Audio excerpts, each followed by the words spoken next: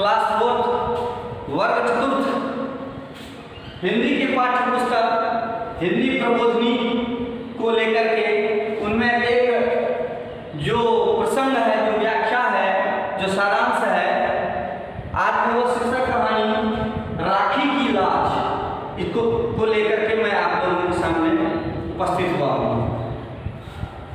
मेरे दिमाग में सबसे पहले एक बात आ रही है कि इस कहानी को जब मैं इस सारांश के बारे में, मैं इस जीवनी के बारे में, इस वृत्तांत के बारे में मैं आपको बताऊंगा तो आप लोग कृपया उस पर ज़्यादा से ज़्यादा ध्यान देकर के इस कहानी को सुनेंगे ताकि आपको असाइनमेंट क्वेश्चन आंसर सॉल्व करने में आपको दिक्कत न हो। तो मैंने कुछ देर पहले मैंने आप लोगों को बताया, क्या बताया, क्लास 4 यानी वर्ग चतुर्थ विषय हिंदी अभ्यास 4 एक्सरसाइज 4 चैप्टर का नाम, शीर्षक कहानी का नाम राखी की लाज। इसके संदर्भ में, इसके विषय में मैं आप लोगों को बताने जा रहा हूँ। इसमें कुछ शब्दार्थ हैं जिसको जानना आपके लिए अति आवश्यक है, अनिवार्य है। बिना शब्दार्थ को जाने हुए आप उस सारांश, उस जीवनी का जो प्रसंग है, उस कहानी का जो प्रसंग है वो आप नहीं जान पाएंगे। तो फिर इस विषय को और ज़्यादा आपको ज्ञान प्राप्त देते हुए, इसके बारे में आपको बताते हुए, आज मैं सबसे पहले आप लोगों को इसके शब्दार्थ के बारे में बताता हूँ। फिर इसके बाद मैं आगे की प्रक्रिया में अग्रसर होऊंगा यानी पढ़ूंगा। ध्यान देंगे, सबसे पहले है शब्दार्थ। शब्दार्थ का अर्थ होता है शब्द का अर्थ। हमारे सामने कुछ शब्द दिए गए हैं जिनका अर्थ मैं आप लोगों को भी बताऊंगा। फिर इस कहानी का जो विशेषांक है, सारांश है, विचारांश है, ये मैं आप लोगों को बताऊंगा।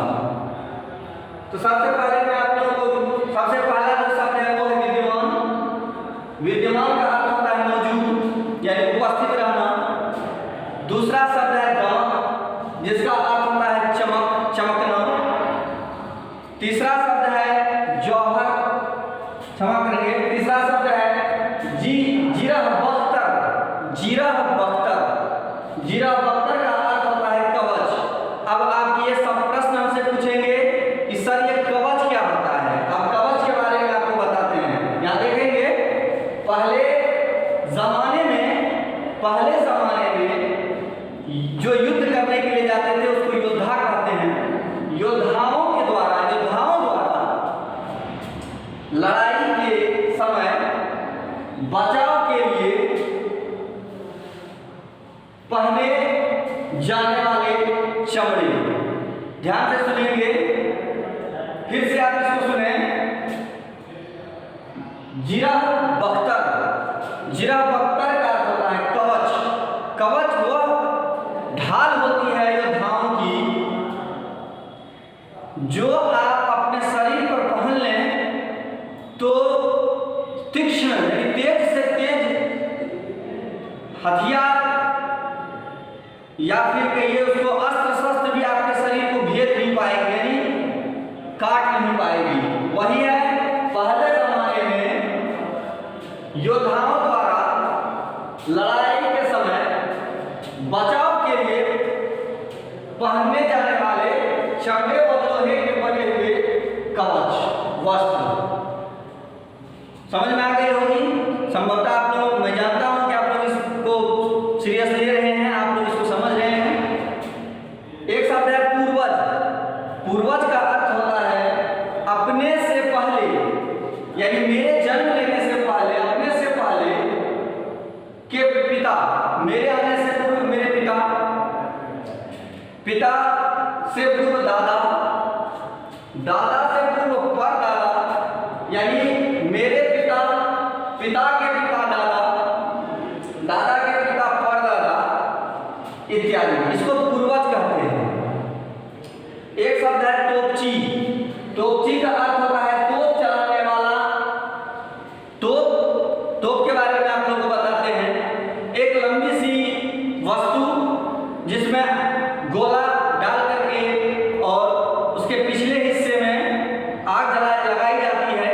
वह आग जाकर के गोला से टच होता है तो वो गोला एकदम तेज रफ्तार के साथ, तीव्र गति के साथ वह जाता है और जिस जगह पे गिरता है वहां पे वो फट जाता है, जिसको ये तोप से निकला हुआ वस्तु रहता है। तो अर्थात तोपची का अर्थ है तोप चलाने वाला, जो तोप को चलाता है, गोला बरसाने वाला जो व्यक्ति होता है उसे तोपची यानी तोप चलाने वाले को तोपची कहते हैं। एक शब्द है विधिपूर्वक। विधिपूर्वक का अर्थ होता है सनातन तरीके से, जो हमारा धर्म है, जो हमारा मजहब है, जो हमारा संस्कार है, इसके अंतर्गत सनातन जिस धर्म में हम जी रहे हैं उनको विधि पूर्वक का संज्ञा दी गई है। अर्थात यहाँ विधि पूर्वक का जो अर्थ दिया गया है वो है सनातन तरीके से। एक शब्द है जूझना, ध्यान देंगे, जूझना। जूझना का अर्थ होता है लड़ना।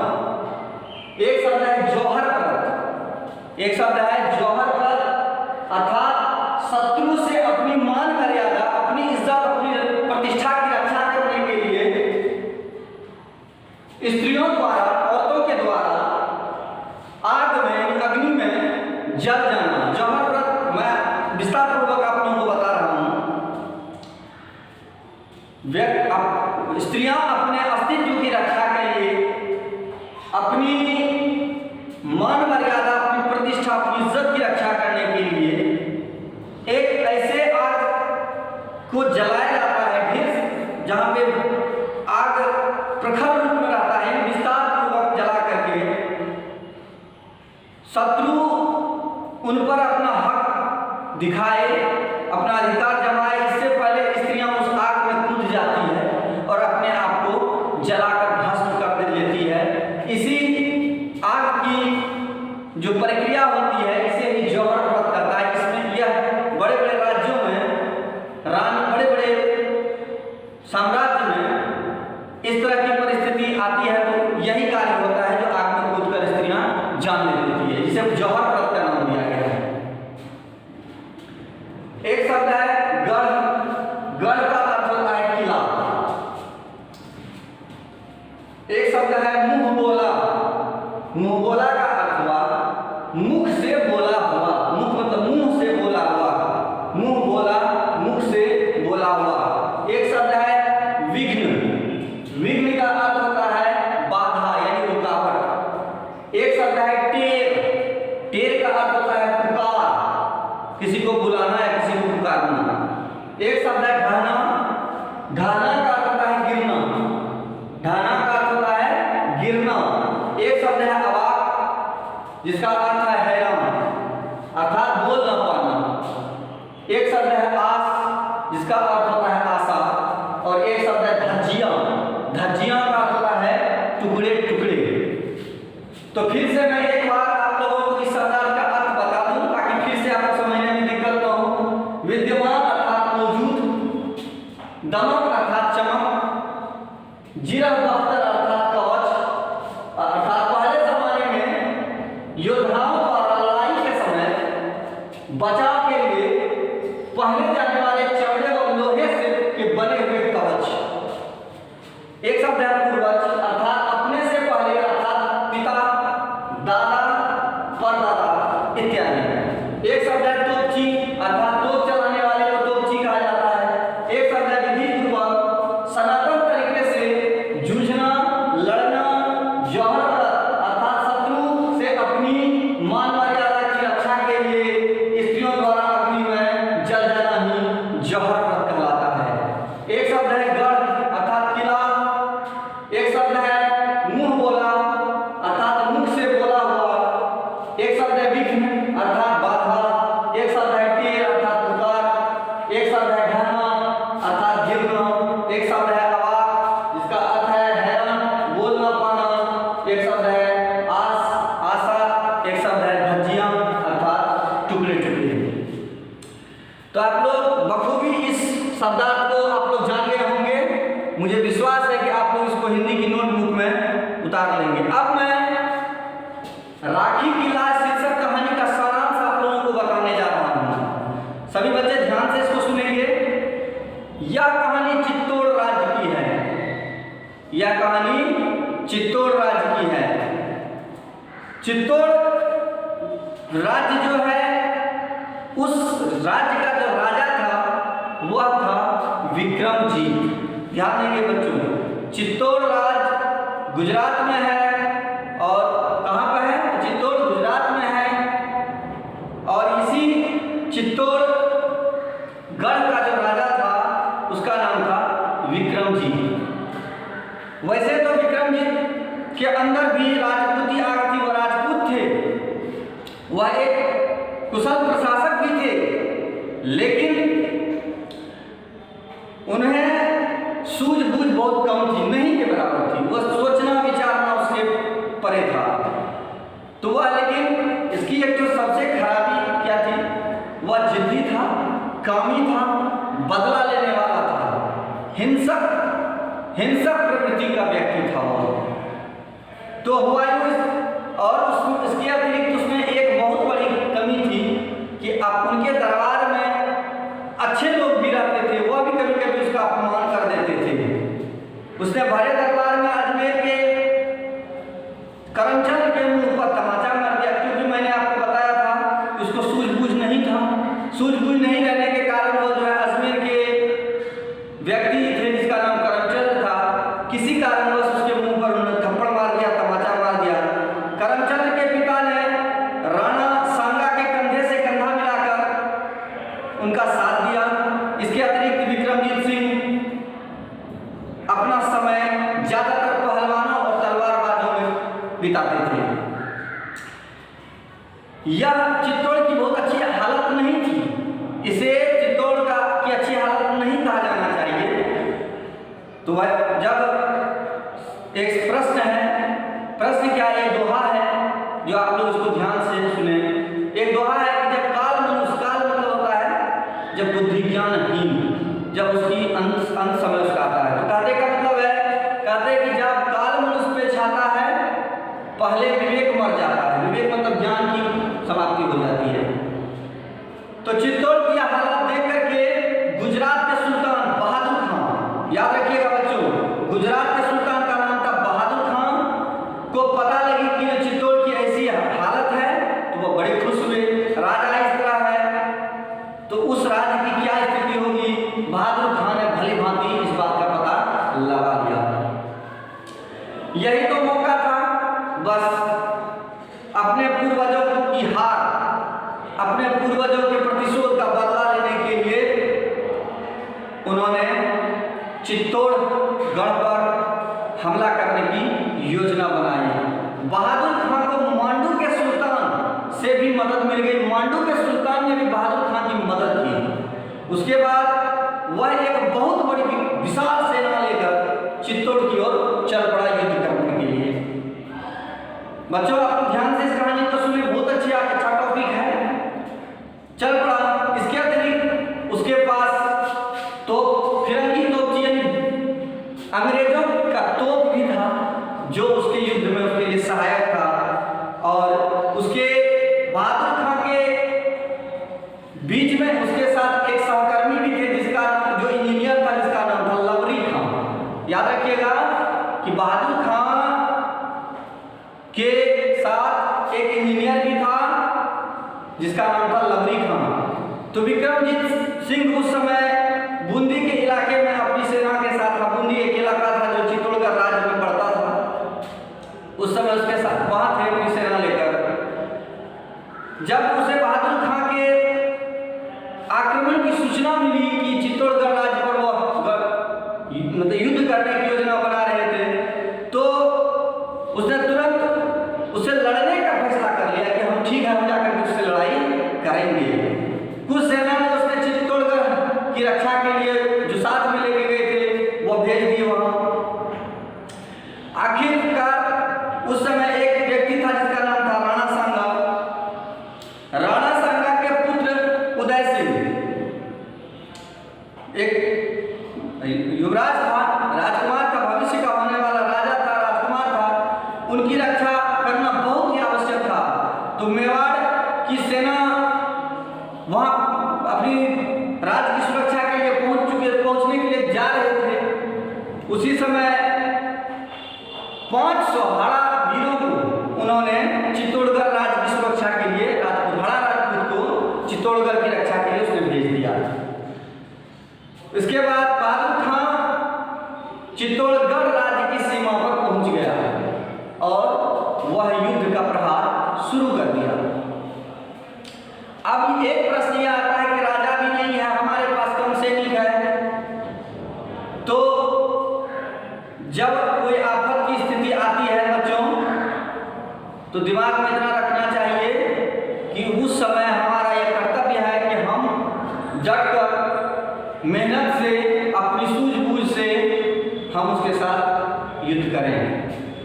हार जीत अलग बात है, हार जीत का फैसला अलग है। तो ऐसी समस्या को देखते हुए राजा भी नहीं है राज्य में और बहुत बड़ी सेना लेकर के गुजरात के सुल्तान मांडू खान, क्षमा करेंगे, गुजरात के सुल्तान बहादुर खान अपनी पूरी पलटन के साथ, सेना के साथ, जिसे मांडू के सुल्तान की भी सहायता प्राप्त थी, वह चित्तौड़गढ़ राज्य पर युद्ध करने के लिए आ गया। आगे मौत पीछे खाई, आगे कुआं पीछे खाई। अब यहाँ से भागने का भी कोई मकसद मतलब नहीं था। अंत में विक्रमजीत सिंह की जो पत्नी थी रानी कर्णावती, विक्रमजीत सिंह की पत्नी रानी कर्णावती थी और उसकी वृद्ध माता थी, वो दोनों महल में थे। समाचार आया कि गुजरात के सुल्तान बहादुर खां अपनी पूरी पलटन, पूरी सेना के साथ युद्ध करने के लिए नगर द्वार पर आ गए हैं। ऐसी परिस्थिति में क्या किया जाए, तो उन्होंने उस युवराज की रक्षा के लिए उनको गुप्त मार्ग से, युवराज का नाम क्या था, उदय सिंह, उसको वहां से भेज दिया, गुप्त मार्ग से दूसरी जगह भेज दिया और स्वयं रानी कर्णावती की सास, जो अपने जवाहर बाई उसका नाम था, हम करेंगे जवाहर बाई, जो कि विक्रमजीत सिंह की मां और रानी कर्णावती की सास थी, वे ही दोनों अपने महल में थे उस समय। और रानी कर्णावती और उनकी सास जवाहर बाई दोनों में आपस में बात हुई कि एक ही अब इसका समाधान है। और उस बीच में क्या हुआ कि चित्तौड़गढ़ राज्य की जो दीवार थी, किला की जो दीवार थी, उसको लगभग आधे से ज्यादा वो गिरा चुका था। कौन? बहादुर खां, जो कि गुजरात का सुल्तान था। उसके बाद उन्होंने, उसकी सास ने, जवाहर बाई ने अपने प्रिय बहू से, पुतोहू से कहा कि हम लड़ने के लिए उनसे आगे बढ़ते हैं, तुम लोग सारी स्त्रियों को लेकर अगर भी अपने आप पर कोई संकट महसूस हो तो अपनी इज्जत गंवाने से बेहतर है मौत को गले लगा लेना।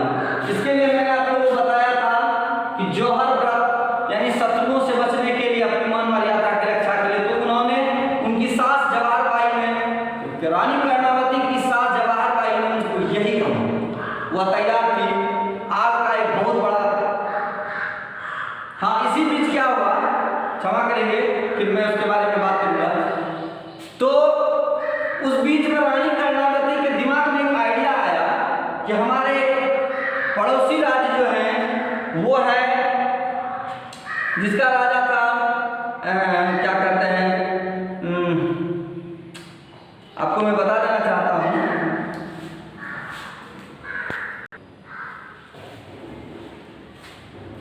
तो रानी कर्णावती ने अपना एक मुंहबोला भाई बनाया था, जिसका नाम था हुमायूं। हुमायूं के बारे में आप लोग जानते हैं, मैं उसके बारे में विस्तृत चर्चा नहीं करूंगा। हुमायूं एक बहुत बड़ा शासक था। उन्होंने मुंहबोला भाई उसको बनाया। उन्होंने एक पत्र के माध्यम से यह लिखकर भेजा कि मैं, जो मेवाड़ राज्य है, क्षमा करेंगे, चित्तौड़ राज्य है, वह है अभी विपदा की स्थिति में है। आप आकर के हो सके तो चित्तौड़ राज्य की को बचा लीजिए। राजपुरोहित थे उनके दरबार में, वो राजपुरोहित वह लेकर के एक लिखा हुआ पत्र लेकर के निकले वहाँ उनको देने के लिए हुमायूं को, और उन्हें विश्वास था कि हुमायूं आकर हमारी रक्षा करेगा। तो उनकी सास ने उनको कहा कि क्या तुम्हें लगता है कि एक मुसलमान कभी हिंदू की सुरक्षा कर सकता है, या हिंदू का मित्र बन सकता है, हिंदू का दोस्त बन सकता है? मुझे ऐसा नहीं लगता। यदि तुमको लगता है तो अच्छा, तो ठीक है, लेकिन हमको नहीं लगता कि हुमायूं हमारी मदद करेगा करके। राजपुरोहित सूचना संवाद लेकर के रातों रात चले।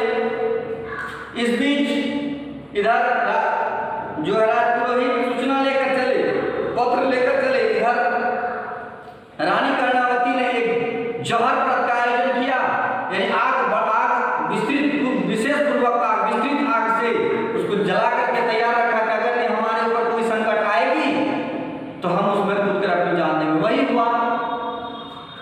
रानी कर्णावती की सास जो थी वो जवाहर बाई अपने कमर में तलवार बांधी, कुछ सैनिकों के साथ दरवाजा खोल दिया गया, नगर का द्वार खोल दिया गया, किले का द्वार खोल दिया गया। घमासान युद्ध हुई। उस युद्ध में जवाहर बाई वीरगति को प्राप्त हुई, उसकी मृत्यु हुई। उसके बाद रानी कर्णावती ने अपनी मर्यादा, अपने सम्मान की रक्षा करते हुए आग में लगभग 15,000 स्त्रियों आग में कूदकर अग्निसमर्पण कर दिया, आत्मसमर्पण कर दिया। इधर राजपुरोहित हुमायूं के पास पहुंचा, वो बंगाल की तरफ कूच कर रहे थे युद्ध करने के लिए। जैसे ही उसको एक राखी भी उसके साथ भेजा गया था, यानी राजपुरोहित एक राखी लेकर के पत्र के साथ वहां पहुंची। जब उन्होंने राखी देखी और वह पत्र पढ़ा तो तुरंत बंगाल का रास्ता को अवरुद्ध करके रोक करके वह चित्तौड़ के लिए रवाना हुआ, लेकिन तब तक बहुत देर हो चुकी थी।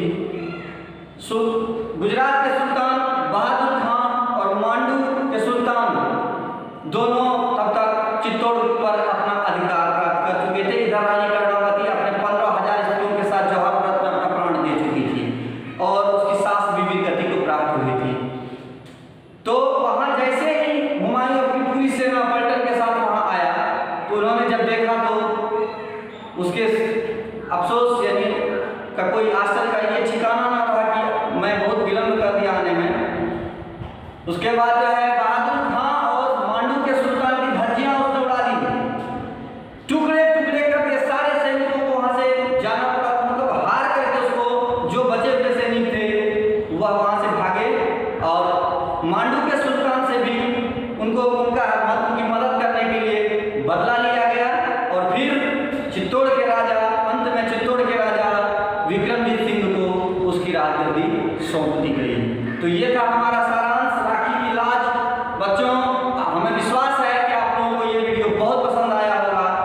यदि आप लोगों को ये वीडियो बहुत पसंद आया है तो इसको लाइक करें, ज़्यादा से ज़्यादा लाइक करें, ज़्यादा से ज़्यादा शेयर करें। और अगर यदि आपने इस चैनल को सब्सक्राइब नहीं किया है तो इसको सब्सक्राइब भी करें। और यदि कोई किसी प्रकार की समस्या आती है तो आप EPS ऑफिशियल ग्रुप में जाकर के अपना कमेंट्स लिख के नीचे दे सकते हैं। और यदि वो भी नहीं कर सकते हैं तो आप एक छोटा सा वीडियो बना करके आप उस पर डाल दें, हम लोग उस समस्या का समाधान करेंगे। फिर आपका नए वीडियो के साथ आप लोगों तक नए वीडियो